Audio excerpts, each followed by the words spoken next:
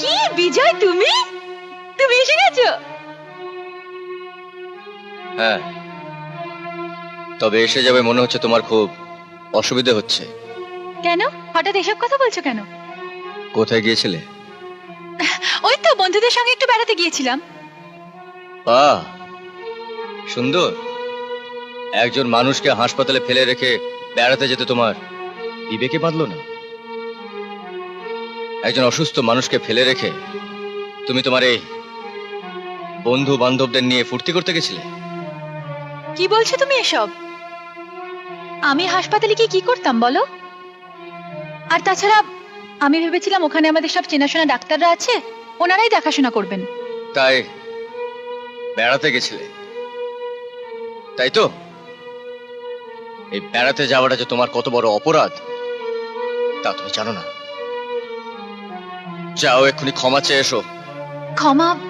সে কি সুস্মিতা শেষ পর্যন্ত একটা কাজের লোকের কাছে গিয়ে ক্ষমা চাইবে? Shut up! উনি কাজের লোক নন, উনি আমার মা। হোয়াট? ও তোমার মা? Yes, she is my mother. আর আমার মার সম্পর্কে আর একটা বাজে কথা বলে যে জিভ দিয়ে তোমরা আমার মাকে কাজের লোক বলেছো, সেই জিভটা আমি ছেড়ে ফেলবো। নাও আউট, আউট আই সে। ছি ছি, তোর বাড়িতে এসে যেরকম অপমানিত হব তা ভাবতেও পারিনি। চ চ। হ্যাঁ হ্যাঁ, চ চ। শোন শোন মলি, মিঠু, শোন, তোরা যাস না।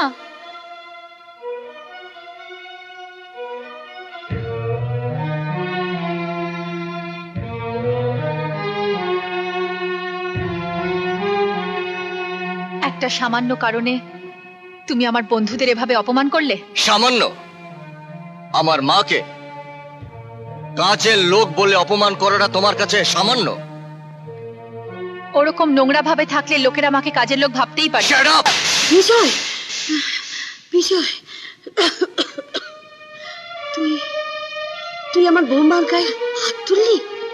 এত উন্নতি হয়েছে তোর? মা, তুমি আবার কেন উঠে এসেছো?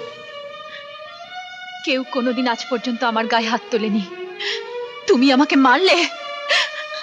আমি এই বাড়িতে এক মুহূর্ত থাকবো না। বৌমা, তুমি যেও না বৌমা, তুমি হচ্ছে এবারের লক্ষ্মী, তুমি যেও না। বিজয় ছেলে মানুষ, ও না বুঝে ভুল করে ফেলেছে, তুমি ওকে ক্ষমা করে দাও বৌমা। আমি আমি তোমার কাছে হাত জোর করে মিনতি করছি, তুমি যেও না বৌমা, আমি হাত জোর করে মিনতি করছি। থাক, এখানে থেকে আর আপনাদের মা ছেলের নাটক দেখার কোনো ইচ্ছে আমার নেই। মা ছেলের সম্পর্ক নাটক হয় না মা। যেতে দাও মা, যেতে দাও। কদিন গেলেই দেখবে দাদার ওই কোল ছেড়ে এই বাড়িতে ফিরে এসেছে। একটা কথা ভুলে যেও না বিজয়, ওই দাদার দহে চাকরি করি তুমি আর তোমার মা দুবেলা দুমুঠো খেতে পাচ্ছ। তুমিও ভুলেছো না, তোমার দাদা কিন্তু চাকরি দিয়ে আমাকে এমন কিছু দয়া করেনি। সেদিন কিন্তু আমিও দয়া করে তোমার দাদাকে প্রাণে বাঁচিয়েছিলাম।